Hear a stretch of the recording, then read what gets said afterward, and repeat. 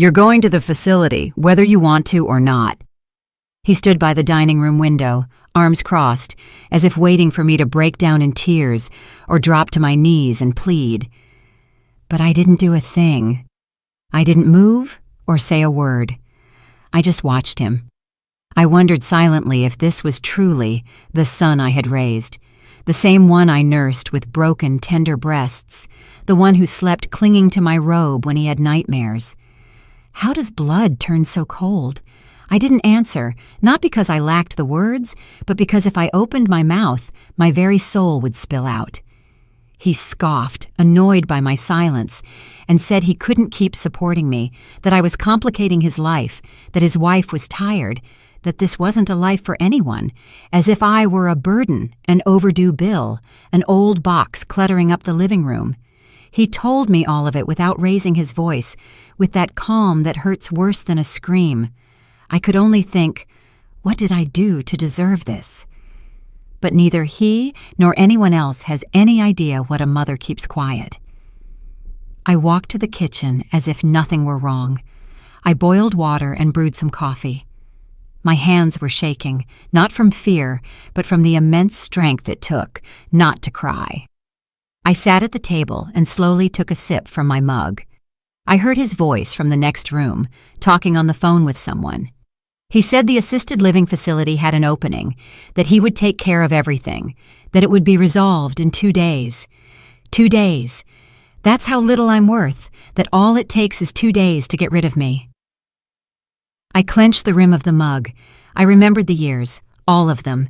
The good, the bad, the times I ate less so he could eat more, the nights I stayed awake caring for his asthma, his fears, his own shadows. All of that, all that I was and gave, now amounted to a decision made without my voice. I knew this day was coming. Not exactly like this, not with those words, but I felt it in the way Marcus had been looking at me for months, as if I bothered him even when he breathed. I noticed it during meals when we barely spoke, in how he closed his bedroom door the moment I passed, in how his wife treated me like a guest whose stay was almost up. But that phrase was the final blow. When he walked back into the kitchen, I had finished my coffee. I asked him in a quiet voice if he wanted me to make him dinner. He looked confused. Maybe he expected a different reaction. Maybe he wished to see me on my knees, screaming, begging. But I wasn't that woman anymore. I didn't make him a thing. I went to my room, closed the door carefully, sat on the bed, and right there, in that moment, in the middle of the night that was just beginning, I decided that if anyone was going to make decisions about my life, that person was going to be me. Marcus doesn't know who I am, or who I was, or everything it cost me to get here. He conveniently forgets that I also had a life before being his mother, that I wasn't born old, or frail, or tired, that I once dreamed, that I danced in the rain, that I loved wildly, that my heart was broken, that I started over, and that I built everything he now wants to take away. He forgets that this house doesn't belong to him, that I raised this house with my own hands. I worked 30 years as the manager of a local bakery, clocking in 6 days a week just to pay for every single brick, every window pane, every flower in the yard. I only slept 4 hours a night. I never asked for anything, not even thanks. But of course, memory is selective when it's convenient. I didn't sleep that night. I lay looking at the ceiling, remembering every detail of my life. The first day I saw this lot, when it was just dirt and hope.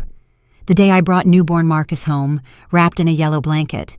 The Christmases, the laughter, the fights, the makeups, everything was stored within these walls. And now he wanted to put me in an institution, as if I were a prisoner. I didn't cry, not because it didn't hurt, but because I wasn't going to give him my tears. The next morning, I woke up before everyone. I prepared breakfast as always. Marcus came down with his usual expression, that mix of haste and distance. He told me he had to go out to handle some paperwork and that we would talk later. I nodded. When he left, I went to the closet, not to pack clothes, not yet. I went for something else. A small box of dark wood that I've kept for years. Inside were my most important documents, deeds, my will, and some savings that nobody knew I had. Not a lot, but enough. There were also letters, photographs, old clippings. I sat on the bed with the box on my lap, and for the first time in a long time, I smiled.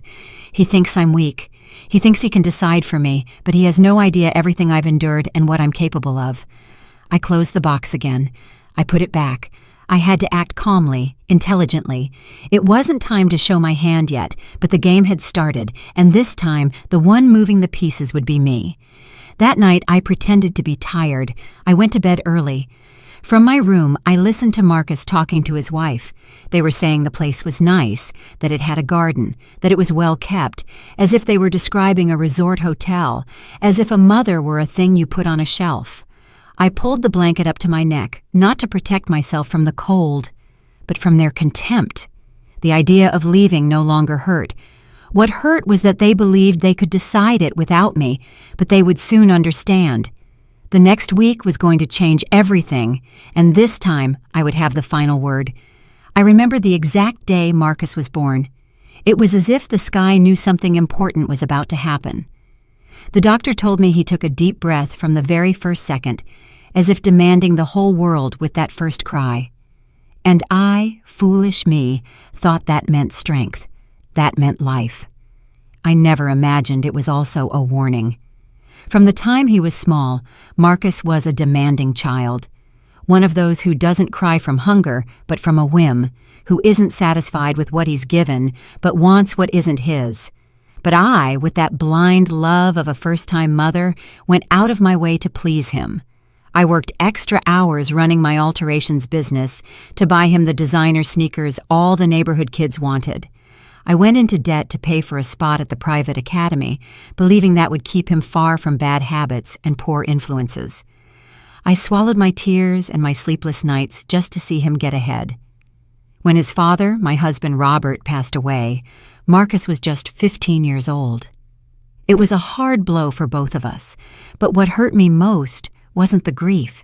It was the way Marcus began to look at me as if I suddenly knew nothing, as if he, with his voice changing and his shoulders broadening, was the man of the house, and I was merely a shadow of what he needed. "Don't cry so much, Mom. He had to die of something," he told me one night while I was still clutching Robert's pillow. From then on, things changed. He didn't consult me about anything. He went out without saying where. He spoke to me as if I were his housekeeper, his burden, his annoyance. But even so, I couldn't stop justifying him. "It's adolescence," I'd repeat to myself. "He's hurting from his father's death." And I kept preparing his favorite food. I kept washing his clothes. I kept hoping that one day he would hug me again, like when he was a child. But that hug never came back. Years passed. Marcus grew up, became a successful business executive, got a good job in the city, and moved out. I stayed in this house that we built with such sacrifice, brick by brick, when Robert was still alive. Every corner holds a story, a memory, a scar. I thought that when Marcus was well established, he would come back, not to live, but to visit, to share a cup of coffee, to care about how I was doing. But the calls became more and more sporadic, the messages non-existent, and when he did come, it was in a hurry. He barely said hello, looked at his watch, and left. But what hurt the most wasn't the coldness. It was the way he surveyed the house, like someone already measuring what they would take once the owner died. One day, without warning, he told me, "Mom, you should start thinking about selling this place. The house is getting old and you can't keep it up by yourself." He said it without looking me in the eye, as if it didn't hurt him, as if he didn't know this house was the last thing I had left of Robert, of our history, of myself. I didn't answer. I just nodded in silence and poured him more coffee. After that, the pressure began. Calls every week. "Mom, did you go to the notary yet?" "Mom, I have a friend who wants to invest in real estate." "Mom, this isn't personal. It's for your own good." And every time I hung up, I felt a part of me peel away like a flower ripped from its stem.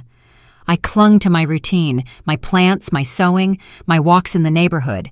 But the shadow of his ambition was already in every corner of my house. Every time I opened a drawer, I felt like I was preparing to disappear, until one afternoon, while watering the rose bushes, I saw him arrive. His new car, his office suit, his expensive cologne, and his hard face. I've already spoken to Attorney Sterling. Mom, if you don't sign the papers, I'll be forced to take other measures. This house is coming to me, whether you like it or not. That's when something broke, but not in me, in him. Because while he was saying that, I didn't cry. I didn't get upset. I just watched him. And in that silence, I think for the first time, he understood that he no longer had power over me, that the Thelma he thought was fragile no longer existed. That night, I locked myself in my room. I pulled out the ledger where I keep track of every expense I've had since Robert died. How much did Marcus's education cost? How much did I invest in the house? How many times did I give up buying something for myself to give it to him? Every figure was a wound, every number a betrayal. And in that early morning, I understood something that hurt more than everything else. My son didn't love me. He just needed me to die so he could inherit. Then I made a decision. I was not going to give him anything, not a wall, not a chair, not a flower pot. The next morning, I went to the market.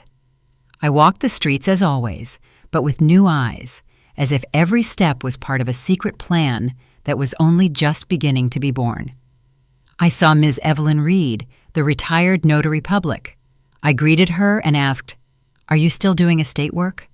She looked at me with surprise and then respect. "For you, Thelma? Of course I am." That's where my preparation began. I gathered documents, property titles, and payment receipts. I found records, deeds, even the old letter where Robert stated that the house would always be mine, unconditionally. Weeks passed. Marcus didn't call. All the better. I also kept quiet, because sometimes the greatest act of rebellion is to say nothing at all. Until a month later, he returned with his arrogant tone, with his urgency. "Mom, I've made the decision for you. You're going to the facility whether you want to or not." That's when I knew it. It wasn't just ambition, it was contempt. And that was the final straw. I came home that afternoon with a tight throat, as if I'd swallowed a rock, and couldn't ever get it out. There was something in the air, something that wasn't new, but that had become denser, more evident, like a fog that no longer bothered to hide. It was the contempt, Marcus's contempt, my own son's. I felt it in the plates he left on the table without clearing, in the way his voice rose in tone every time he spoke to me, in the way he avoided looking me in the eye, as if I were nothing more than another object in the house. And that night was different because he didn't yell, he didn't throw anything on the floor, he didn't insult me directly. It was worse. He simply sat across from me in the dining room while I finished serving dinner. He looked at me in silence with a calm that froze my blood. "I've already spoken to Mr. Dawson," he said suddenly, cutting his meat without looking up. "Everything is ready. This house will be in my name, and you're going to the facility, whether you want to or not." I didn't respond, not a sigh, not a tear. I took my napkin and placed it on my lap with the same slow movements as always. I felt something inside me shrink, as if my soul were shriveling up in fear, but I didn't say anything because, in that silence, I was also deciding something. I didn't sleep that night. I walked the hallway from one end to the other. Shadows stretched along the walls as if the house itself were watching me. How did we get here? I wondered when my son had turned into someone capable of looking at his mother as if she were a nuisance. But questions were no longer enough. The next day, I started doing something I hadn't done in years: writing. I took an old notebook and began jotting down dates, names, facts, as if my life were a file that needed to be scrutinized. I remembered the original deed to the house, the documents kept in a locked box deep in my closet, and I also remembered something else. I hadn't signed anything yet. That transfer hadn't happened. Legally, that house was still mine, and if he thought I was going to hand it over like an old rag, he didn't know me, not well enough. I started small. I sold some antique silverware I had inherited from my mother, then some jewelry that had been stored away for decades, all in silence, all without raising suspicion.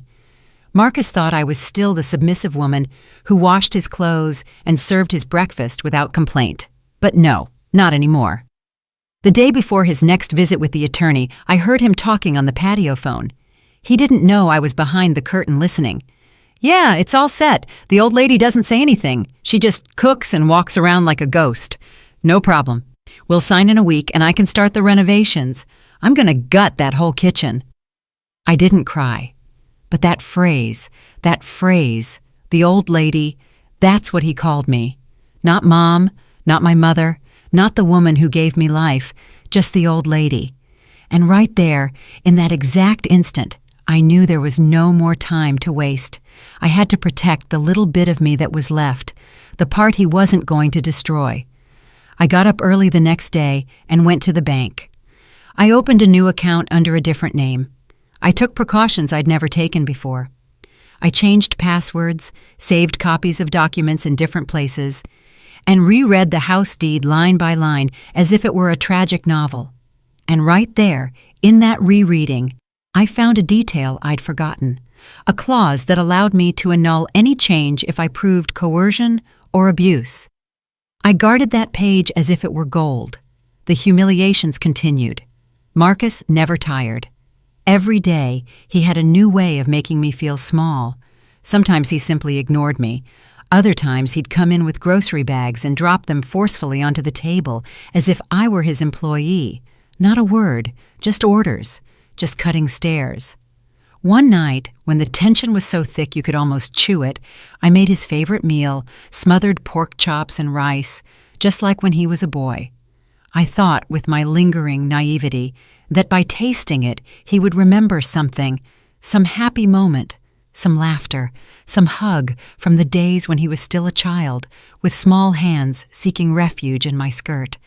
But no, he took a spoonful, tasted it once, and said with disdain, "This is bland, just like you."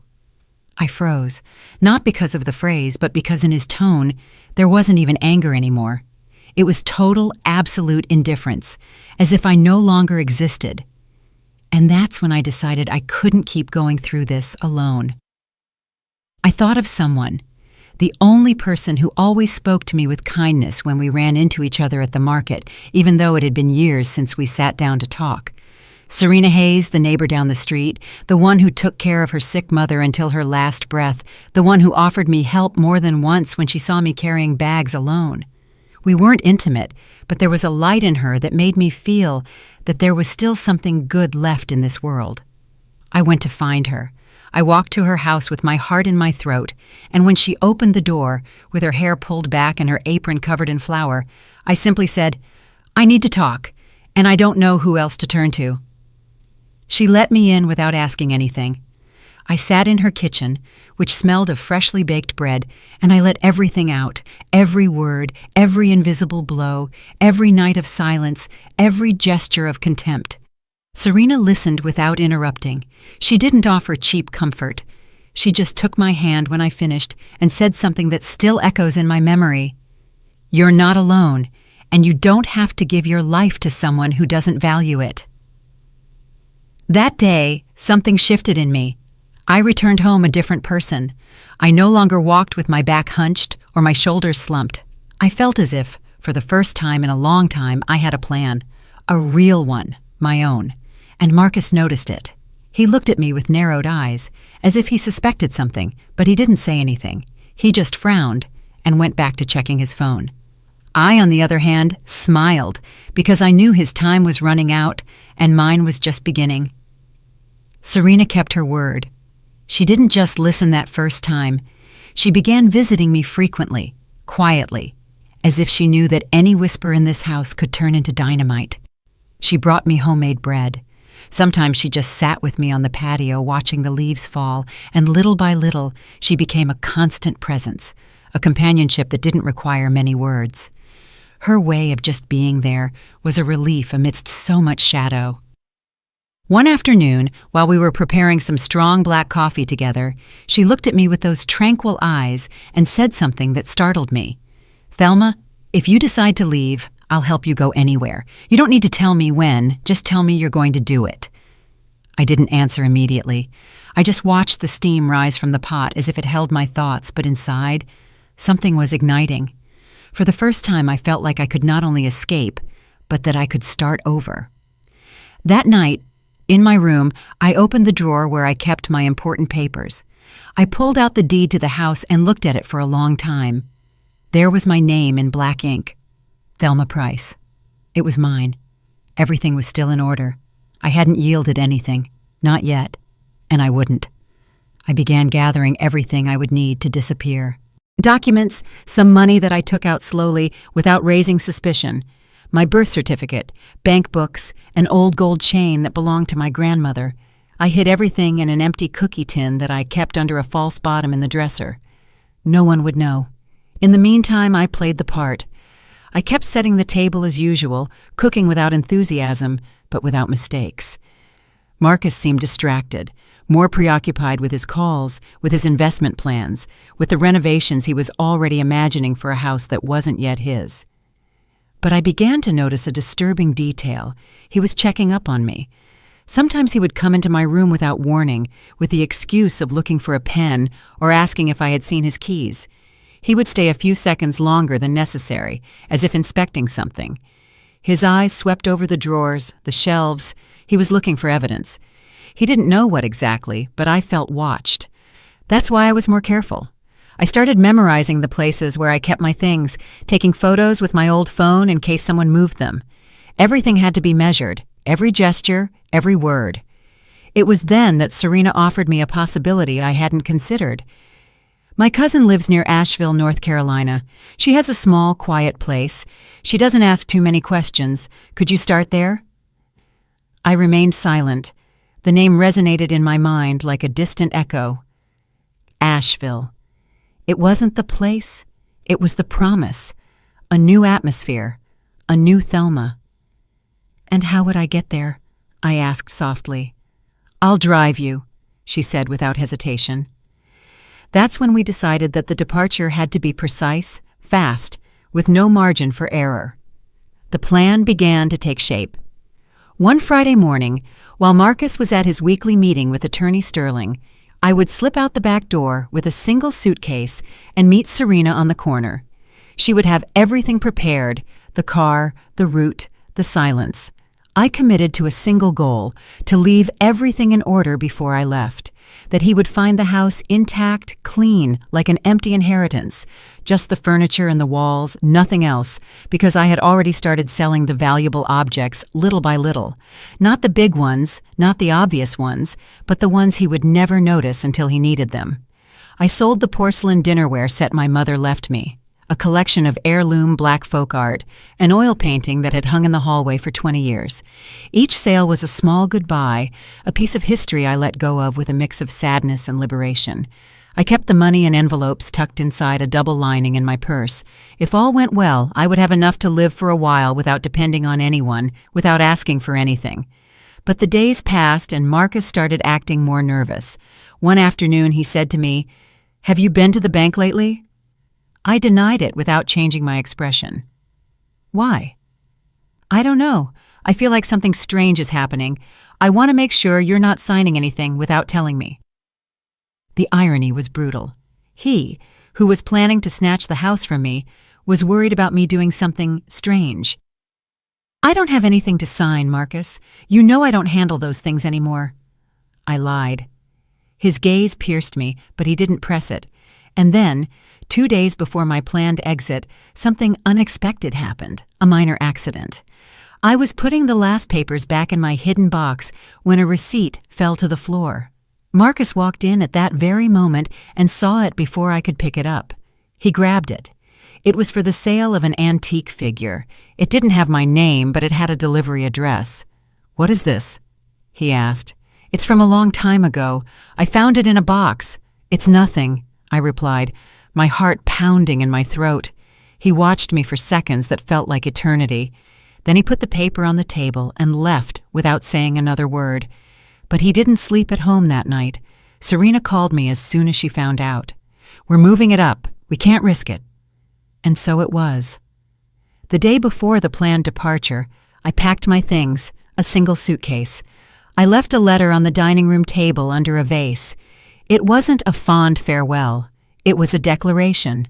I explained that the house wasn't his, that I hadn't signed anything, that he no longer had my permission or my silence. Everything you destroyed in this house, I wrote, can't be fixed with new walls. And now that I'm leaving, you will finally understand. A mother's presence is worth more than any money. That was my final sentence.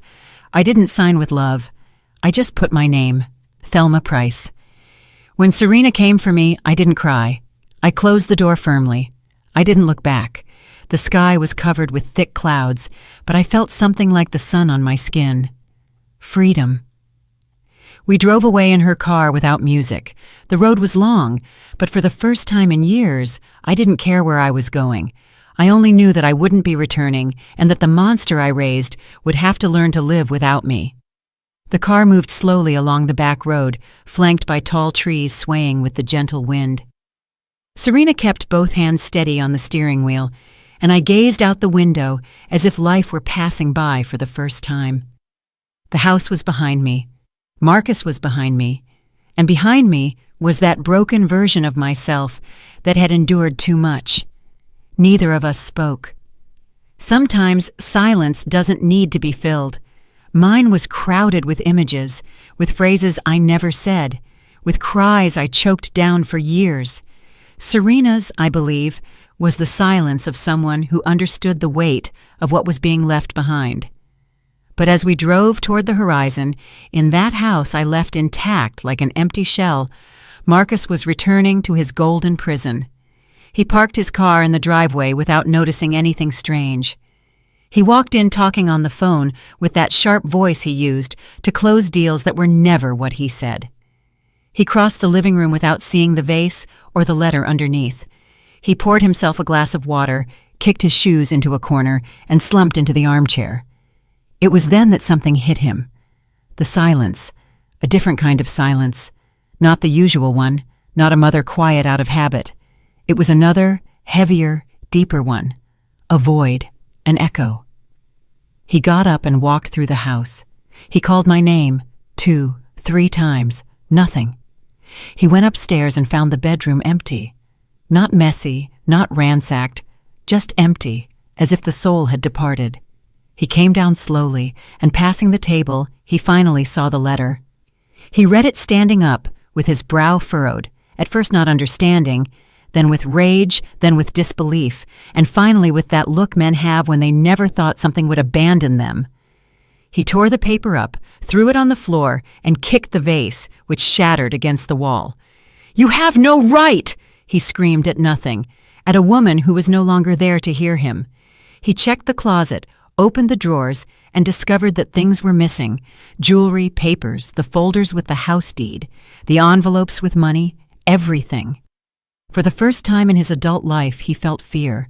Not the fear of losing property, but the fear of having lost control. He called my phone once, twice, 20 times, always the same message. "The number you have dialed is not available." He called his contacts. Nobody knew, or nobody would say. He even tried calling Serena, whom he profoundly underestimated. She didn't answer, and that's where the real breakdown began. For days, he wandered the house like a furious ghost. He rewrote the letter in his mind with rage. He told himself I would come back, that it was a tantrum, that I couldn't live without him, that I was too old to start over. But every night he spent alone, every coffee he had to make himself, every shirt he found unironed, a bothersome certainty settled into his skin. This time, I wouldn't be coming back. It was then that he started investigating. He went to the bank, checked transactions, and saw that money was missing, small sums withdrawn over weeks. He never noticed. He always thought I was clumsy. He never thought I could hide anything from him. He went to Attorney Dawson and demanded to know if there were any legal movements on the property. Dawson, uncomfortable, told him that I had requested a certified copy of the deed. Nothing more. No signatures, no donations, nothing. "So, it's still in her name?" he asked, his voice strained. "Yes. Everything still belongs to your mother. And if I sell it without her signature? Dawson raised an eyebrow. You can't. Legally, you have no right whatsoever. And that was it. Marcus understood that he hadn't just lost me. He had underestimated me. He started talking to neighbors, asking about any friends, but nobody said a word. He even went to Serena's house and knocked on the door, but no one answered. He knew she had also been gone for a few days. That only enraged him more. He started drinking, not violently, not like in the movies.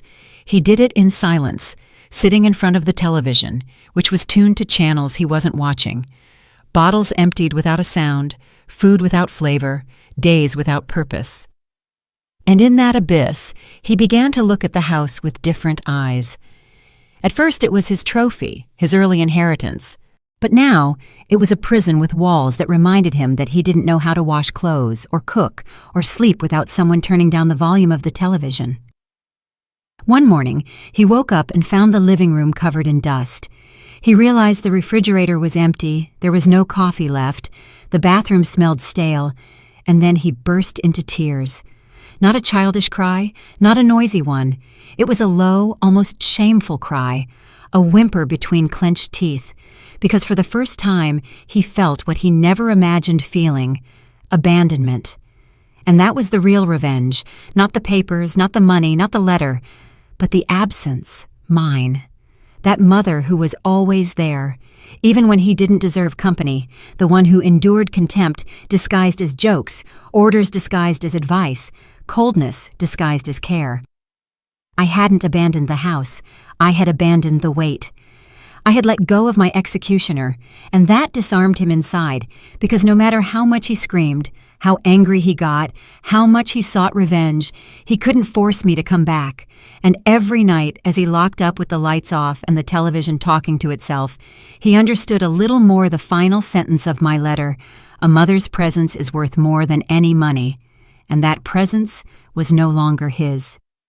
We arrived at the town's entrance as the sky began to be stained with deep orange. It wasn't a tourist spot or full of charm. It was quiet, silent, just enough for a broken woman like me to learn to breathe again. Serena turned off the car and looked at me with that expression of hers, a mix of tenderness and firmness. She didn't say anything. She let me take my time. I got out slowly. My legs were shaking, not from weakness, but because every step was a decision. Every step was an act of rebellion against years of emotional subjugation. I crossed the threshold of the small one-story house we had rented from a distance.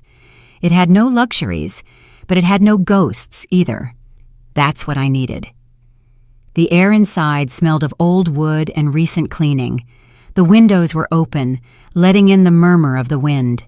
I stepped onto the floor like someone stepping onto solid ground after a shipwreck.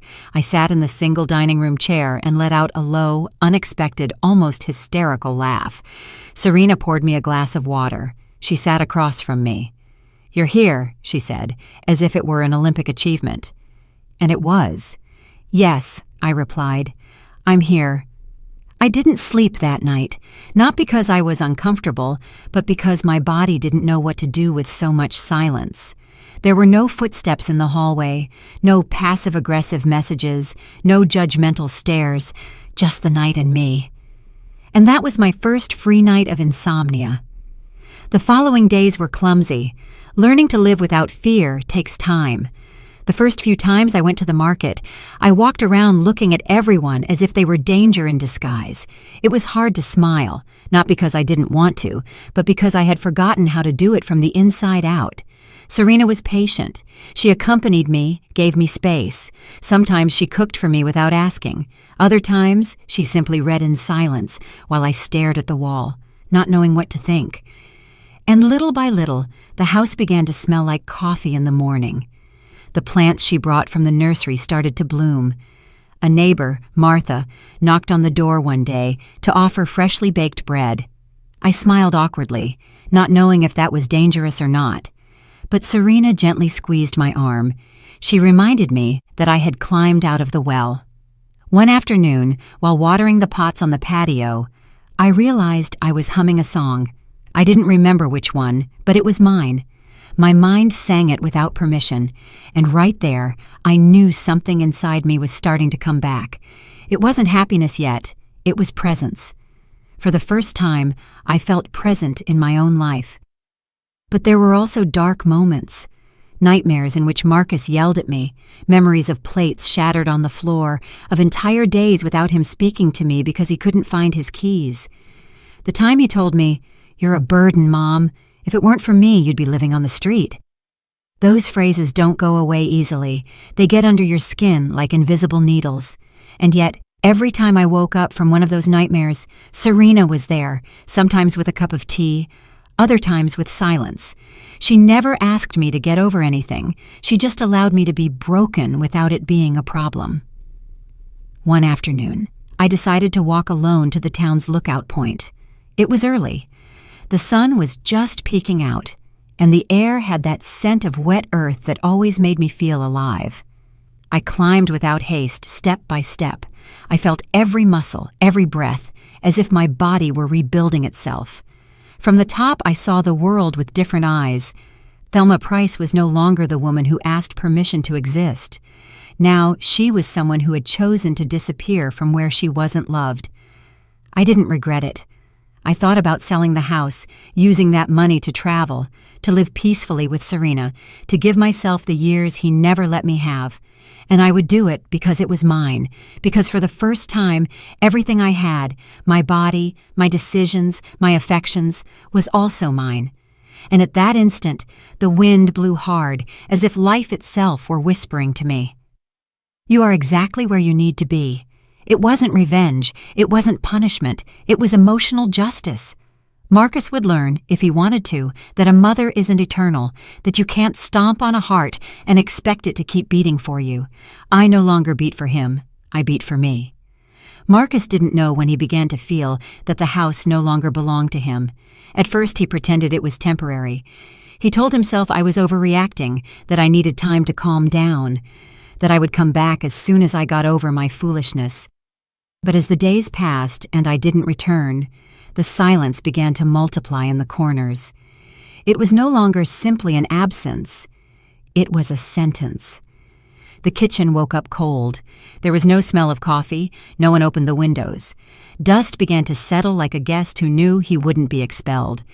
The house, without my presence, became inhospitable to him, and for Marcus, that was incomprehensible. Because all his life, he had seen me as a useful piece of furniture, an extension of the house, a kind of entity without will that served without question. He didn't understand that the soul of that home was me, and that when I left, I took it with me. Serena watched me in silence every morning. She knew that something inside me was reordering itself. We didn't talk much about Marcus, but we both knew he was trying to track my shadow. He did it through missed calls, messages I never answered, and rumors that reached me like distant echoes. He had gone to the bank, to the notary, even to a distant cousin's house, hoping someone knew about me. But I remained invisible, not out of fear, but out of dignity. One random afternoon, while walking with Serena through the local market, I saw an indoor plant I had always liked, an intertwined ivy with strong green leaves. I bought it without thinking. When we got home, I placed it on a shelf by the window where the sun hit it in the morning. I surprised myself talking to it as I arranged it. "You're going to be fine here. I am too." That night, I dreamed of Marcus, but he wasn't the rude, authoritarian man who yelled that I was ruining everything. He was a child. He was crying in an empty bedroom, surrounded by broken toys, asking why I had left him. I woke up with a mix of guilt and liberation, because even though I had left him alone, it was also true that he had left me alone for years. The days followed, and with them came more news of his deterioration. A mutual acquaintance, the husband of a neighbor who still kept in touch with him, told me that Marcus no longer went to work, that he lived locked up, bad-tempered, yelling on the phone at anyone who dared to mention me, that he had started drinking, that once they even found him asleep on the couch, surrounded by bottles with the television on, playing a cooking show, the same one I used to watch every afternoon. His arrogance had begun to crumble. Without me, he had no one to blame for his frustration. There was no one to demand solutions from. There was no one to humiliate to feel bigger. And for the first time, he had to inhabit himself. And he didn't know how. I received a handwritten letter. It had no return address, but I recognized the handwriting. It was from him. A clumsy attempt at an apology, mixed with pleas and manipulation disguised as concern. He said things like, "I don't understand why you did it this way. We could have talked about it. I'm suffering too." Not a single line said, "I mistreated you. I invalidated you. I hurt you." Not a hint of true introspection, just a chain of phrases designed to make me revolve back into his orbit. I tore the letter into small pieces. I burned it in the sink and watched the ashes dissolve into the air.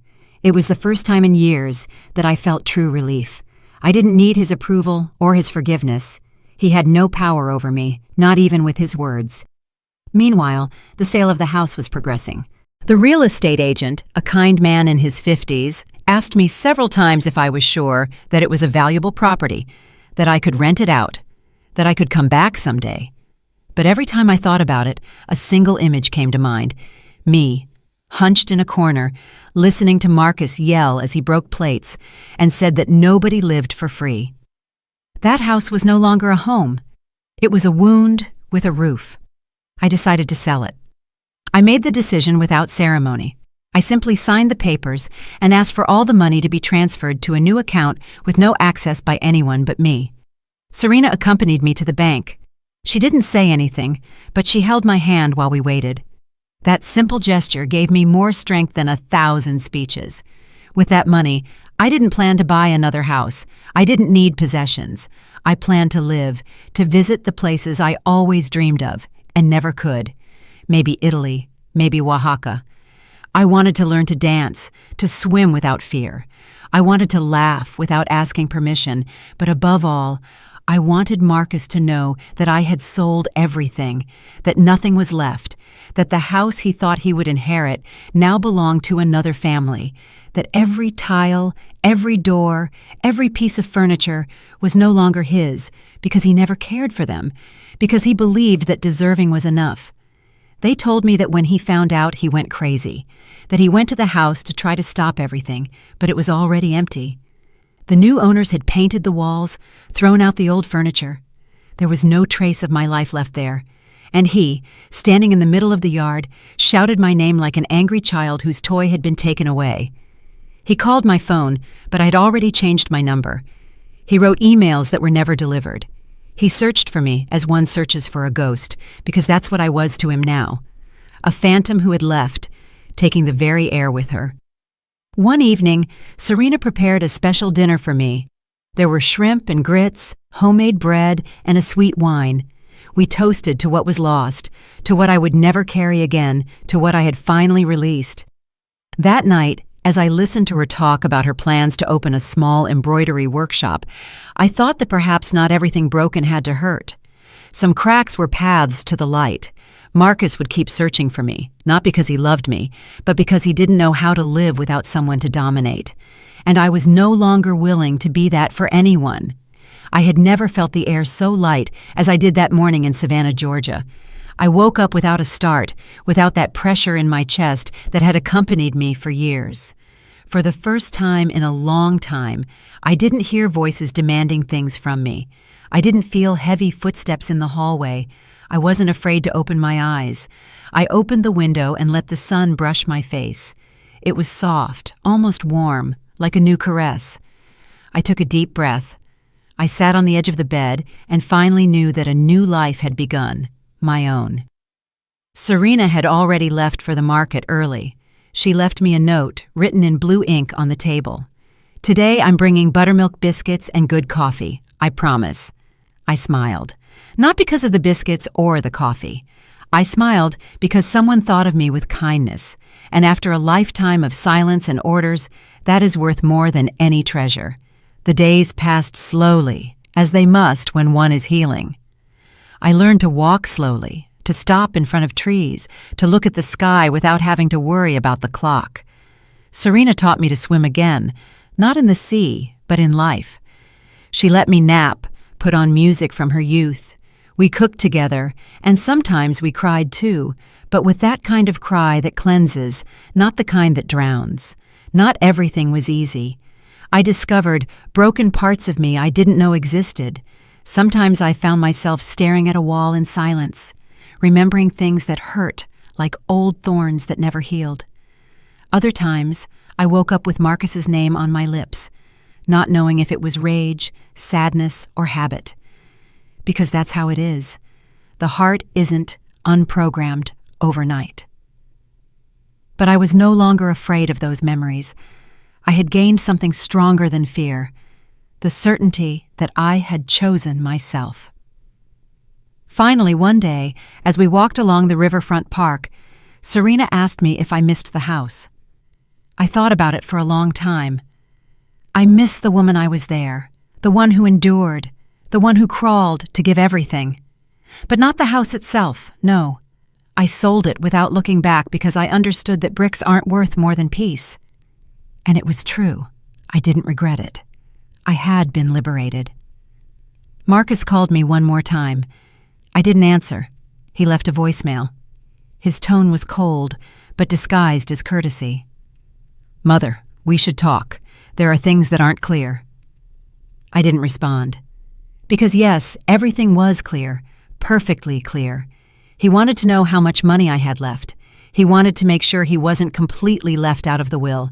He wanted to see if he could still control something. But I was no longer the same woman who once cried over his threat of the facility. I now slept with the doors open, walked without looking back, and every time I had coffee with Serena on the terrace, every time I felt the wind play with my gray hair, I knew I was exactly where I needed to be. One sunset, I wrote a letter, not to send it to him, but to free myself. "Marcus, you were not born bad, you were born mine, and that was what hurt me the most, because at some point, I believed you would love me with the same strength with which I protected you. But it wasn't so. You treated me like old furniture. You saw me as a burden. You wanted to lock me away. You spoke to me with contempt, and yet it was hard for me to let go, but I did. You owe me nothing, and I owe you nothing. My debt was to myself, and I have paid it. Don't worry about my will. Everything is resolved. You won't receive anything. But I leave you something that weighs more than an inheritance. The silence of a mother who left without resentment, but also without looking back. Hopefully, one day, if life shakes you hard, you will remember this. No money can replace a living mother. I am no longer there, and I will not return. Thelma." I put the letter in a box and buried it near the garden of the house I shared with Serena, not to hide it, but like someone burying a life she no longer wants to carry. Months later, I met new people, women who had also fled similar stories, women who learned late to say no. We gathered for tea, walked along the shore, and told each other secrets like big girls. We laughed, we cried, and above all, we supported each other. One of them, Estelle, told me one afternoon, "Thelma, you are brave." I laughed. "No, Estelle, I'm just tired of not being." And she was right. I didn't become rich or famous. I didn't open a foundation. I didn't write books. I didn't do anything extraordinary, except the most difficult thing, to live without guilt. I learned to dance alone, to eat without hurry, to look in the mirror without searching for flaws, to listen to my own voice and trust it, to sleep with a calm heart. And at my age, that is a revolution. I no longer wonder what would have happened if Marcus had loved me differently, because I understood that love, if begged for, becomes a prison. Today, I walk lightly. Today, I am not afraid. Today, I know that I was a mother, but I am also a woman, and above all, I am free, because one day I was forced to choose between the facility and obedience, and I, without saying a word, chose silence, and then chose life. I sold everything, not for revenge, but to remind him and myself that a mother's presence is worth more than any money. And if he ever hears my name, let it not be for what I gave, but for what I was no longer willing to lose. Thelma Price, woman, mother, and now owner of herself. Did you like my story? If you listened till the end, drop a 1 in the comments. If you enjoyed it, you can support me by liking the video and sending a small tip. I've got lots of other life stories like this on my channel, so make sure to subscribe and check them out. I've added 2 new stories on screen that everyone loves. Thanks for being here. See you in the next one with love.